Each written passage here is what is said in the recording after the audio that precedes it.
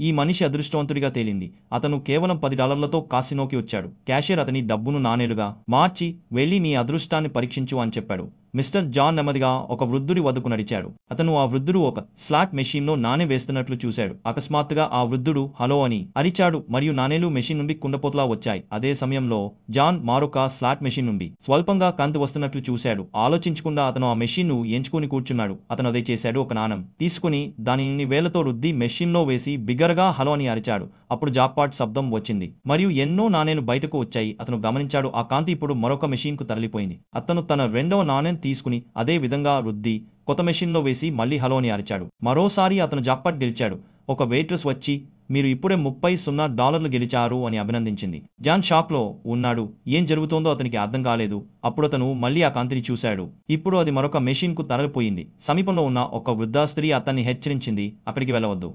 కానీ జాన్ వినలేదు. అతను ఆ కాంతిని అనుసరించి తదుపరి మెషీన్కు వెళ్ళాడు. అతను తన మూడవ నాణెం తీసుకుని దానిని వేసి అదే మాయమైన పదం "హలో" అని చెప్పాడు. మళ్ళీ జాక్పాట్ కొట్టాడు. ఆ వృద్ధ స్త్రీ ఇప్పుడు రహస్యాన్ని అర్థం చేసుకుంది. ఆమె వెంటనే సమీపంలోని మెషీన్ వద్ద కూర్చొని అతని పద్ధతిని అనుకరించింది. ఆమె కూడా జాక్పాట్ గెలిచింది. కాసినో యజమాని మూలలో నుండి అన్నింటినీ గమనిస్తున్నాడు. అతను లోతుగా ఊపిరి తీసుకున్నాడు. ఇప్పటికీ జాన్ 25 సార్లు జాక్పాట్ కొట్టాడు. ప్రతిసారి అతను అదే చేశాడు. నాణెం రుద్ది మెషీన్లో వేసి "హలో" అని చెప్పాడు. ఈ వ్యక్తి ఆగకపోతే కాసినో మొత్తం ఖాళీ అవుతుందని యజమాని భయపడ్డాడు. అప్పుడు ఆ వృద్ధ స్త్రీ జాన్ను అడిగింది, "తదుపరి ఏ మెషీన్ గెలుస్తుంది?" జాన్ కాంతి ఉన్న మెషీన్ను చూపించాడు. ఆ స్త్రీ పరిగెత్తి అక్కడ కూర్చుంది. ఆమె జాన్కు కృతజ్ఞతలు చెప్పింది. ఇప్పుడు జాన్ డబ్బు తీసుకోకుండా వెళ్లడం మొదలుపెట్టాడు. కానీ ఒక సిబ్బంది సభ్యుడు అతన్ని ఆపి నేరుగా యజమాని కార్యాలయానికి తీసుకెళ్లాడు. యజమాని ఒక పెద్ద సంచి నిండా నగదును తీసుకొచ్చి జాన్కి ఇచ్చాడు.